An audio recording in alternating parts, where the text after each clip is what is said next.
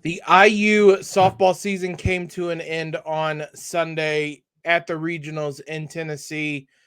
Hoosiers did not go down without fighting, which spells for the bright future in Bloomington.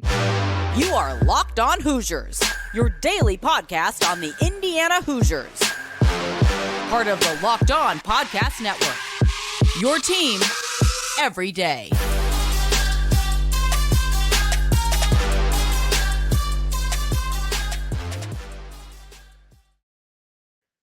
What is up, everybody? You are Locked On Hoosiers, your one and only daily IU podcast. We're part of the Locked On Network, your team every day. We're free and available anywhere you guys get podcasts, including on YouTube.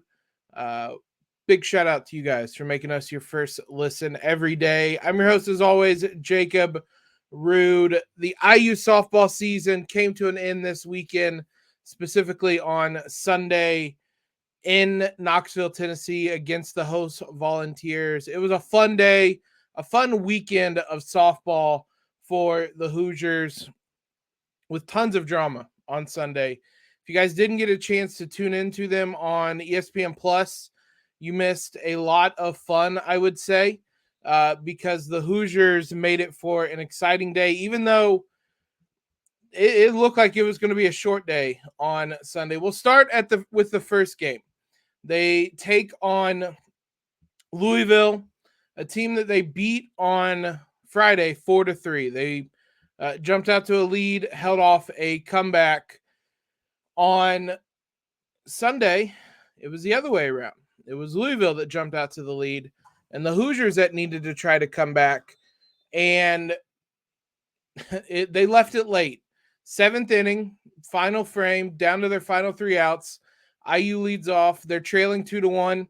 They lead off with a pair of singles to put tying run at second base. Actually, I believe the runners moved either on a wild pitch, a steal. They were on second and third, which matters because IU went with a safety squeeze that was thrown into right field, and both runners score. They end up tacking on an insurance run to take a 4-2 lead. And then Heather Johnson, shout out to her. She slammed the door shut. Louisville jumped out to an early lead. Heather Johnson comes on in relief, ended up pitching 5 innings without giving up a hit, without walking anybody, faced the minimum number of batters, and struck out 7. She was dominant when she came on in relief to keep that game close, so the Hoosiers could make that run at the end of the game to win. They beat Louisville twice on the weekend, eliminated the Cardinals, and move on to the regional finals against Tennessee.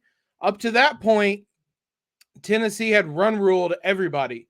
They were looking to make history. There was some discussion on it on the broadcast that it hadn't been done in some number of years, that a team run ruled everybody in the regional. That's how good Tennessee was coming into this. And the Hoosiers were coming into this playing in their first regional final since 1994. It did not start off great. IU was technically the home team in this, despite it being in Knoxville.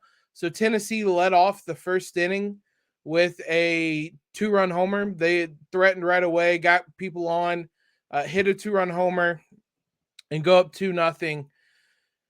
Heather Johnson started the game after how well she performed at the end of the Louisville game. She ended up being pulled after 2 innings. A couple different people pitched in that game, but IU, man, they had their chances in this one. They load the bases in the first inning. Nothing comes of it. They load their bases in the second inning. Nothing comes of it. They don't score any runs after loading the bases in the first 2 innings. You can't do that and get away with it. And when you're looking to upset a team, you have to take advantage of every opportunity. And IU absolutely did not. They ended up leaving 9 runners on base, but 6 of them were in the first 2 innings. So the game stayed close scoreline wise to the fifth inning, but Indiana couldn't really get things going after those first two innings. And then eventually Tennessee blew it open as they everyone kind of expected them to. They scored 5 runs in the fifth inning. Look, credit to IU because they didn't go down without a fight. They scored 3 runs in the seventh inning. They made it interesting, at least made Tennessee think a little bit. They had a runner on. They had obviously someone up to bat. Like it could have gotten even more interesting, but ultimately the Volunteers do close the door and come away victors. Tennessee, IU had 8 hits to Tennessee's 9, but Tennessee had a homer, a triple, and was really slugging the ball. They're one of the best teams in the country. IU had no extra base hits. So it was a learning moment for this team. We're going to talk about that here in a moment, but it was a learning moment, but I think it was representative of this team and what the future holds for them to go down fighting as they did. A youthful team that shocked everybody and fought until the very last bit. Some of that youthful energy, that youthful naivete at times, if you would say, but obviously as well, that kind of youthful inexperience with not taking advantage of those first 2 innings and not coming away with any sort of runs. You felt when those two situations got away from them that IU was going to regret that, and they ultimately did. So they end their season in Knoxville. They had a pair of postseason wins and a pair of postseason losses. They beat Louisville twice. Louisville's a good team. They lost to Tennessee twice. Tennessee's one of the best teams in the country. They're going to be at the College World Series, barring something drastic. Those losses will age well to Tennessee. A lot of teams have and will lose to Tennessee this year. But I want to talk about the IU softball team, the future that's ahead of them. We largely didn't discuss them. I certainly didn't discuss them enough this season. I'll take blame for that. But I want to look at their season, look at their roster, and look at what a bright future they have, because this is very much the beginning of something special, something that should be a lot of fun and have a lot of success here in the coming years. We'll talk about that and what the Hoosiers have on deck here in a moment. Before we do that, though, let's talk about Built Bar, one of our longtime sponsors here. You guys know how much we love Built Bar because they are not your grandma's protein bar, not your mom and dad's protein bar. They are healthy and tasty because they're covered in 100% real chocolate, and they have all those amazing flavors we tell you about all the time. You can pick them up online at built.com. You can go to Walmart and pick them up. You can go to Sam's Club and pick them up. They're available all over the place. They are, as we mentioned, the churro, the peanut butter brownie, the cookies and cream. They have the double chocolate and the coconut puff at Walmart, the brownie batter and the churro at Sam's Club. They're healthy for you, 130 calories, 4 grams of sugar, and 17 grams of protein. These things, there is no catch with them. They're incredible. You guys need to try them out today. So you can head online, order some, and have that salivating wait where you're waiting on these Built Bars to show up, or next time you're at Walmart or Sam's Club, pick them up today. Try them out, and you can thank me later. Thanks to you guys for making Locked On Hoosiers your first listen every day. Everydayers this week on the show, it's all quiet on the Western Front, so to speak. So we're going to really dive into some of these season recaps. Tomorrow's show, we will discuss Trey Galloway as he gets ready for a senior season in Bloomington and what he can bring to this team as one of the few players with some experience. So we'll discuss him in tomorrow's episode. Let's talk the opposite of that. The opposite of experience is what this Hoosier team had this season. As I mentioned, they finished the year 44-18, 18-5 in the conference, second in the conference, second in the Big Ten tourney. The team that they finished runner-up to in both Northwestern advanced out of their regional into the super regionals. It's kind of a one-off series against another regional host for a chance to play at the College World Series. So it was a good Northwestern team that they finished runner-up to, but it's also a Northwestern team with a lot of veterans on it. As I've mentioned a couple times, that is not what IU has. So the 44 wins are the most they've had since 1994. That was kind of a banner year for the program in a lot of ways. We mentioned that's the last time they went to a regional final. They had 49 wins that season. So that's where, if you kind of look back in the record books, that's where a lot of those records are in that 94 team, right around that time period. The two postseason wins, I couldn't find exact records on postseasons and win-losses, but IU has a couple times made it out of the regional, so it's not a record, but going 2-2 in the postseason in softball is like, that's good. That's very good. So all of this is incredible, but when you start diving in and looking at this IU softball roster, it is unbelievable how young they are and how good they were this season. We mentioned a lot Taryn Kern, who was freshman of the year, Big Ten player of the year, unbelievable 404 batting average, 942 slugging percentage, 23 homers, 68 RBIs. She struggled in the postseason, both the Big Ten tournament and the NCAA tournament, but she's a freshman. Like, those learning curves are going to come. She set an incredibly high bar during the regular season. Obviously, she's going to be back for some time now. She was unbelievable, and she'll be back this upcoming season. But basically everybody that contributed in a big way this season is coming back with almost no exceptions. Taylor Minnick, she was second on the team in batting, 390 batting average, 717 slugging, 522 on base percentage, 62 hits, which was only one behind Kern's 63 hits. She's a sophomore. Kinsey Mitchell, who was third on the team in batting average, who was had 17 RBIs, had 53 hits. She scored 26 runs. She as well is a sophomore. You can look at some of the pitching. Brianna Copeland, she pitched the most innings this season, 302 earned run average, 136 whip. She is a sophomore. Heather Johnson, who we mentioned, 118 innings pitched, 3.37 ERA. She is a sophomore. Cora Bassett, who I believe was fourth on the team in batting, 319 average.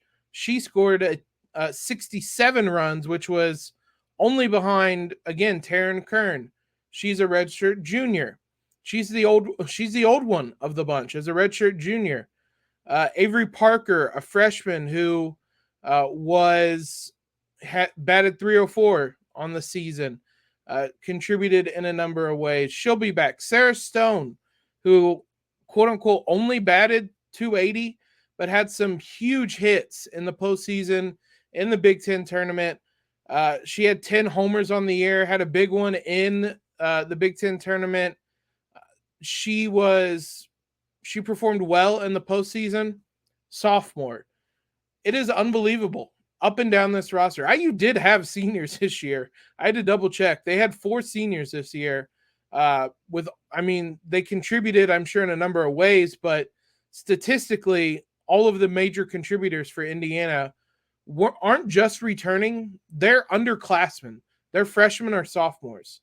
So IU, in a number of ways, gained vital experience this year. They gained it during the season as they were playing.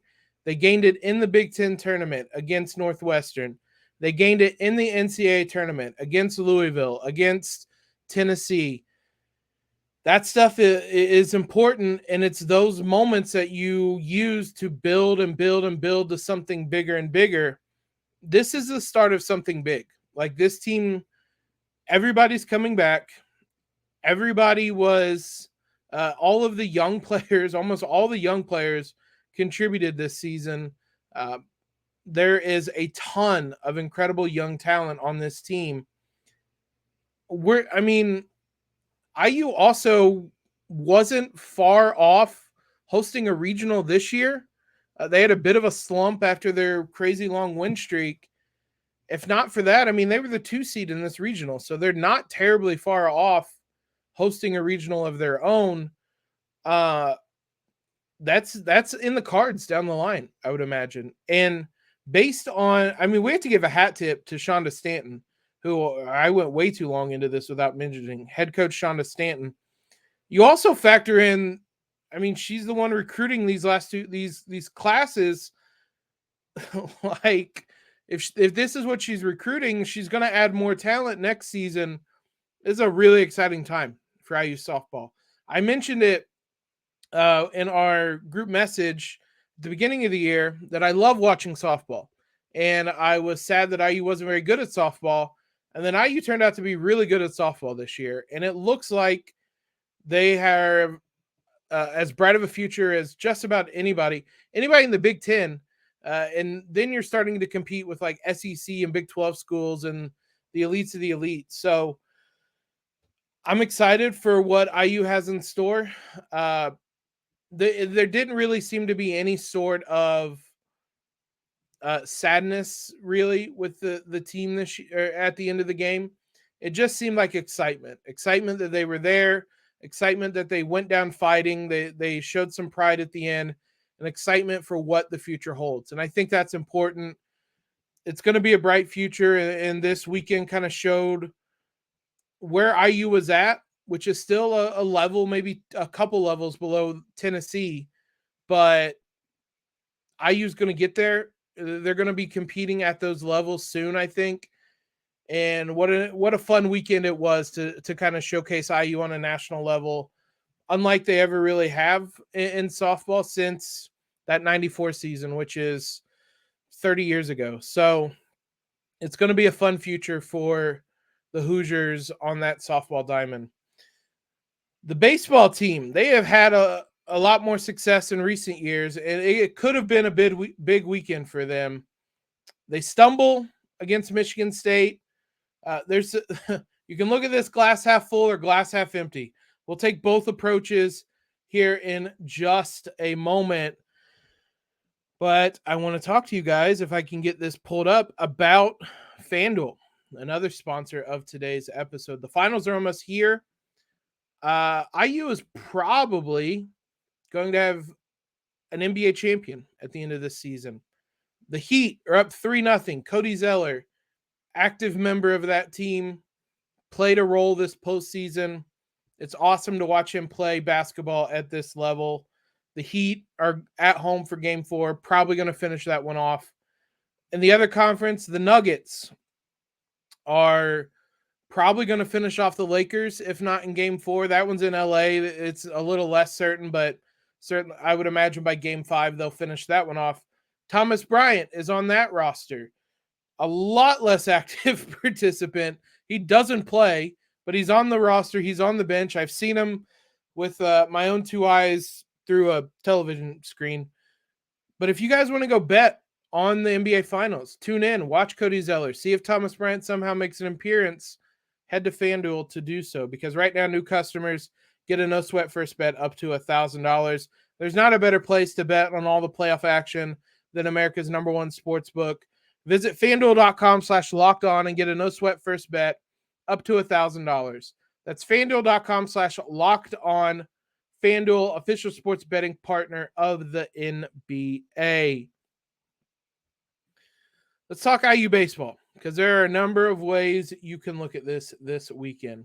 Ultimately, what we know is that IU baseball has a 40-win season, which is the first one since 2018. And that is an accomplishment. It was a team that struggled in recent years. They're back at near the level that we kind of anticipate. They'll be back in the World Series this year. There's the second seed in the Big Ten tournament. Another impressive feat. There's been times where they've missed the Big Ten tournament in recent years. So hats off to them for that. But they're second seed in the Big Ten tournament. And it was right there for the taking, man. They could have been Big Ten champions this weekend, but they really fumbled this one. So they dropped 2 of 3 to Michigan State. They lost Friday. They lost Saturday. They win on Sunday. By the time they won Sunday, their fate was sealed. They were the 2 seed. They couldn't catch Maryland. It was kind of a quote-unquote meaningless game as much as that can be the case. But Maryland only won 2 of the 3 games in against Penn State, which means if the Hoosiers win one of those games on Friday or Saturday, they share the Big Ten title. If they sweep the series, they win the Big Ten title outright. And those games were close. They were gut punches.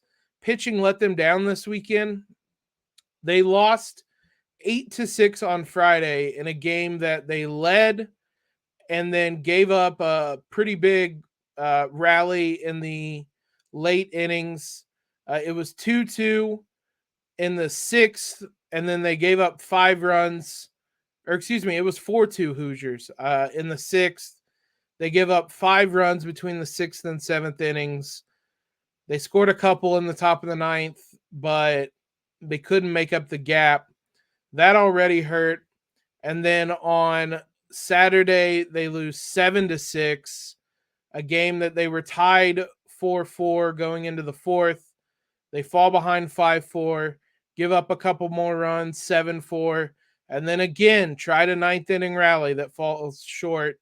So they lose 7-6 and 8-6 in those 2 games. Those are gut punches, and those are, I mean, if you want to win the Big Ten title, you can't give away games like that. And that was the difference in this weekend.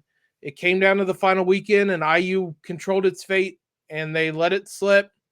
So ultimately, they finished 16-8 in the conference. Maryland is 17-7, 1 game better.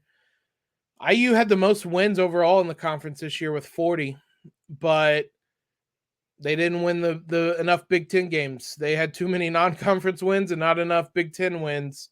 So they head into the Big Ten tournament as the 2nd seed. The Big Ten tournament starts tomorrow at 2 p.m. It's a double elimination tournament. And there's only 8 teams, so it's not too chaotic for it being a double elimination tournament. IU will play at 2 p.m. on Big Ten Network tomorrow. They're the 2nd game. If they win, they play a couple days later. If they lose, they play on Tuesday. They win, they play Wednesday. They lose, they play Tuesday. They play against an Illinois team that is the 7th seed. They finished 12-12 in the Big Ten, 25-25 overall. IU earlier in the season, back in mid-April, lost to them 7-5. This was in Illinois, and then won 6-4 and then 16-3 in a doubleheader to take the series. This is going to take place in Omaha, in that gargantuan of a field that, I don't like it. But IU won the series against them. They would be favored in this. If they win, they take on the winner of Iowa and Michigan. They won 2 of 3 against Iowa. And then I don't know that they played Michigan this year. It looks like they did not play. I don't know if the series was canceled or if they don't play everybody or what happened there, but they did not play Michigan this year. So they'll play the winner of that, and we'll go on from there. We'll keep you updated throughout the week how the games go, but it will start on Tuesday. The Hoosiers will play. It'll start on Tuesday. They play Illinois, and then Wednesday, Thursday. It goes all the way through the 28th. They spread this out quite a bit. Hopefully rain doesn't get involved. I believe it was last year where they were playing games until 3 a.m. because of the weather. So we'll see how that goes, but There'll be plenty of baseball. It'll be all on Big Ten Network this week, so you guys can check that out throughout the week. Big thanks to you guys for making Locked On Hoosiers your first listen every day. Every dayers, tomorrow on the show, we'll talk about Trey Galloway and his season, his improvement, and the role he's going to have next season. It's going to be interesting because we don't really know it. So we'll do all that. Bring your thoughts on Trey Galloway to tomorrow's episode. Follow us on Twitter. If you have not already, subscribe to the podcast. Leave that rating and review. You guys know how much that helps us. As always, though, guys, I hope you all have a great start to your week. And most importantly, LEO.